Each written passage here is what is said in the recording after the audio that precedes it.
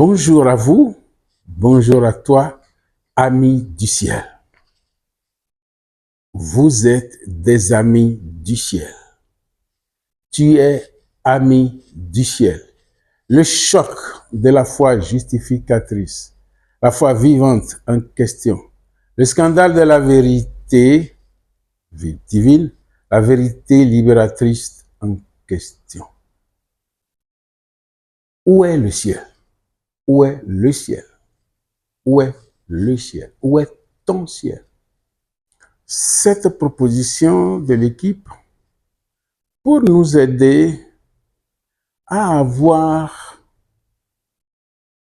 une idée de ce qu'on pourrait appeler aussi ciel. Tu as ton idée. Tu as tes idées de la chose. Tu as tes idées de la réalité. Mais tes idées seules suffisent-elles pour t'amener la vérité? Je ne le sais. Mais c'est bon qu'à côté de tes idées, tu aies d'autres idées pour comparer, pour réfléchir, pour évoluer. Où est le ciel? Autrement dit, le ciel est-il au ciel? Ou plutôt, je vais ajouter un adverbe, le ciel est-il vraiment au ciel? Ça signifie quoi? L'idée que tu as du ciel, est-ce que c'est cette idée, mais c'est cette même idée que ton père a du ciel, que ton ami a du ciel, que ton prêtre a du ciel, que ton pasteur a du ciel, que ton imam a du ciel, que ton homme de Dieu a du ciel, que ta culture a du ciel. Chacun doit-il avoir son ciel, ou plutôt son idée de ciel? Ce que tu as comme idée du ciel, sur le ciel, est-il la même chose que ce que les Saintes Écritures prennent pour ciel? Voilà. Tu comprends? Voilà les raisons pour lesquelles notre équipe nous propose ce thème. Où est le ciel? Comme pour penser, en pensant au firmament, le ciel est au firmament ou au-delà du firmament. Ça, c'est beaucoup plus réel. En pensant à la métaphysique, cette question doit avoir sa réponse. En pensant aux cieux, ciel au pluriel, cette question doit avoir sa réponse. Commençons. Où est le ciel? Certaines communautés, certains groupes estiment qu'il y a trois. Je préfère ciel avec S. Trois ciels. Et Dieu est au troisième. Comme si c'était des étages. Il y en a qui considèrent 7 ciels. Et Dieu est au 7e. D'autres encore 12. 12 ciels. Et Dieu est au 12e. Ce qui est cohérent dans cette affaire, chaque fois, Dieu est au premier ciel. Si on commence par compter de là-bas. Ou au dernier ciel, si on commence par compter d'ici. Mais qu'est-ce qui explique ça? Ce qui explique ça, Dieu n'est pas au niveau du commun. Dieu n'est pas au niveau des anges. Dieu n'est pas au niveau des esprits. Dieu n'est pas au niveau des archanges. Dieu n'est pas au niveau des 9 cœurs du palais céleste. Dieu est là-haut. Ceux qui prennent 12 dans leur canon, mais à chaque ciel, ils essaient de trouver ce qu'on peut trouver, ce qu'il y a. Ceux qui disent 7, Dieu est au premier, au tout premier ou au dernier, quand on commence par compter d'ici. Alors, les autres, le premier, 2, 3, jusqu'à 6, ils disent. Ceux qui parlent de 3, c'est la même chose. Chacun parle selon sa culture d'origine. Même l'apôtre Paul, Saint Paul ailleurs, l'apôtre Paul parle du 3e ciel, du 7e ciel dans ses écrits, selon l'expérience qu'il est en train de faire. Alors tout ça nous parle d'un lieu. Tout ça nous parle d'un lieu. Si on ne sait pas entendre, si on ne sait pas faire, mais est-ce réellement un lieu? Est-ce réellement un lieu où c'est une méthode de recherche qui aboutirait à un état? Est-ce que ce n'est pas la recherche, le processus de recherche des hommes qui nous montre ça, qui détaille les choses pour que nous puissions comprendre? Est-ce que ce n'est pas le b.a.-ba des réalités de recherche pour aboutir finalement à une réalité plus consistante qui sera l'état? Où est le ciel? Le ciel est-il vraiment au ciel? Le ciel, le vrai,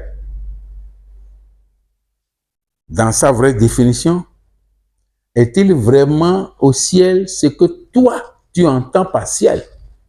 C'est ça ce que cette question dit.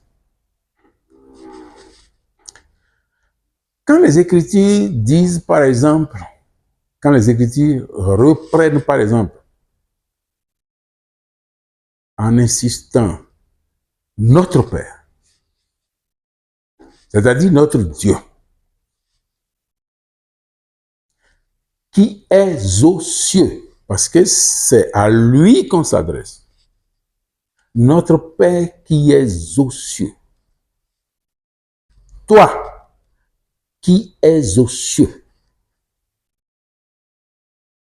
C'est où? C'est quoi? Est-ce que Jésus ne faisait-il pas allusion à d'autres entités qu'au-delà du firmament? Est-ce qu'il ne faisait pas allusion à autre entité, à autre réalité que les 12 ciels, les 7 ciels et les 3 ou les 3? Si vous dites non, ou si on dit non, chacun pourra situer cette réalité. Est-ce que c'est les 3 qui sont vrais, les 7 ou les 12? Et voilà ce dont on parle ici. Le reste, vous savez, où se trouve la réalité du ciel?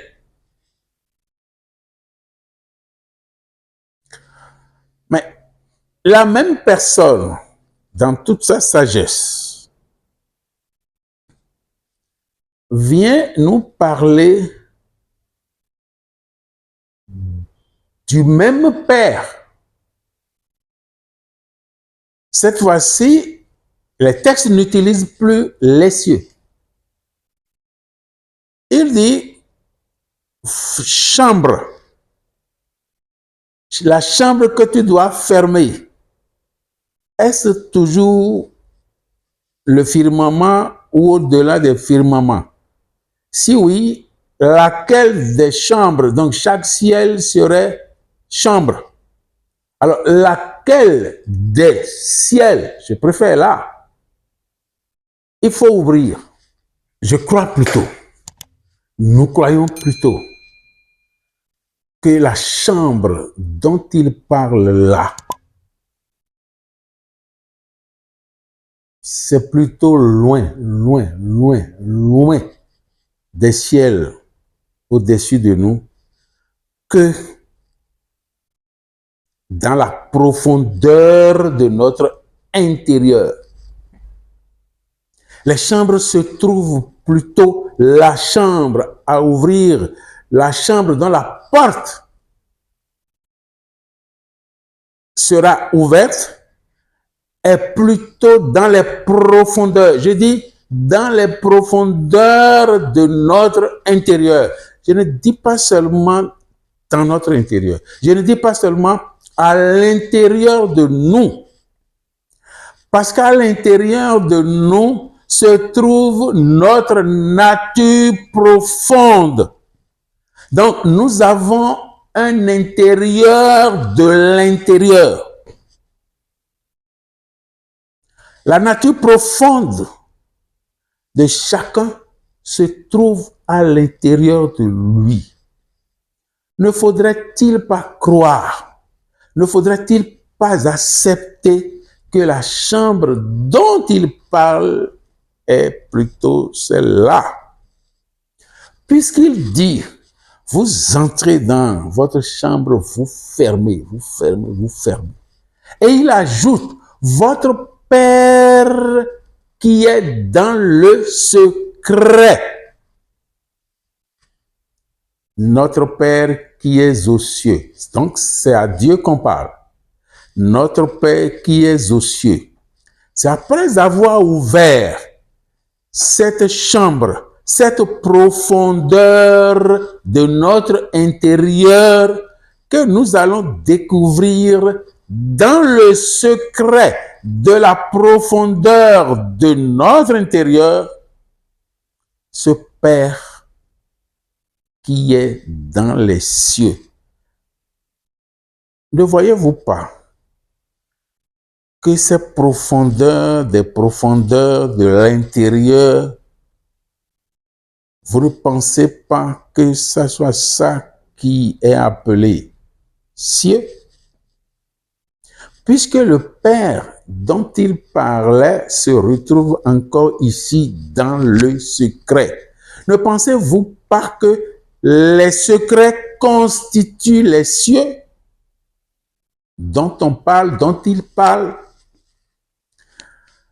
Moi, je me mettrais plutôt là. Comme donc dans un état, plutôt que dans un lieu. Plutôt que dans un lieu. Et là, ça me permet de me découvrir. Ça te permet de te découvrir, de mieux te découvrir. Ça vous permet de mieux vous découvrir. Sinon, quand est-ce que vous irez vous découvrir au ciel étant déjà sur la terre? L'autre réalité, ça, c'est propre aux chrétiens. Quand on parle du ciel, quand on parle des cieux, quand on parle du royaume des cieux, ce n'est ni un lieu, j'allais dire ni un état, mais ça se rapproche beaucoup plus de l'état. Mais la personne qui parle de lui-même. La personne qui parle de lui-même. Parce qu'il dit, le royaume des cieux est tout proche. Et il est déjà parmi vous. C'est qui? C'est lui. Il ne suffit donc pas de voir seulement la personne avec tout ce qu'il comporte comme nous, de Jésus. Il faut aller au-delà. Voilà les dimensions de la perception de la foi. Parce que quand on parle de Christ, quand on parle de Jésus, nous ne voyons qu'une personne, qu'une seule personne qui se limite là et plus au-delà. Et si on allait au-delà de sa personne physique? Si on allait au-delà de sa personne, un peu seulement au-delà de sa personne physique, n'allions-nous pas retrouver tous les cieux ou tous les ciels que nous cherchons, que nous imaginons dans les airs, dans les firmaments? Est-ce que ce ne serait pas mieux? Est-ce que ce ne serait pas plus digne des hommes que nous sommes? Est-ce que ce ne serait pas plus digne de toi qui es ami du ciel, qui es ami de Dieu, qui es ami de toi-même? Sais-tu que ton premier ami devrait être toi-même? Le sais-tu? Sais-tu que ton premier ami devrait être toi-même, devrait être ton intérieur, devrait être la profondeur de ton intérieur? Mais est-ce que nous le savions? Peut-être pas. Est-ce que nous le savions? Peut-être pas. Désormais donc, ouvre tes dimensions, ouvre un peu plus tes dimensions. Ce que tu vois par tes yeux de chair, essaie de le dépasser un peu. Donne-toi un regard plus performant, c'est-à-dire un regard plus profond, et tu verras mieux ou de mieux en mieux dans les profondeurs des ciels que tu imagines comme une idée qui se promène. Plutôt, ce qu'on te demande n'est pas loin de toi. Ce qu'on te dit n'est pas loin de toi. Celui dont on te parle n'est pas loin de toi. C'est plus proche de toi. C'est toi. C'est à l'intérieur de toi. Découvre cette foi et tu seras plus heureux. La foi de Christ, scandalisateur. Le Christ de la foi agissante. La vérité de la foi en la vérité, comprenne qui pourra.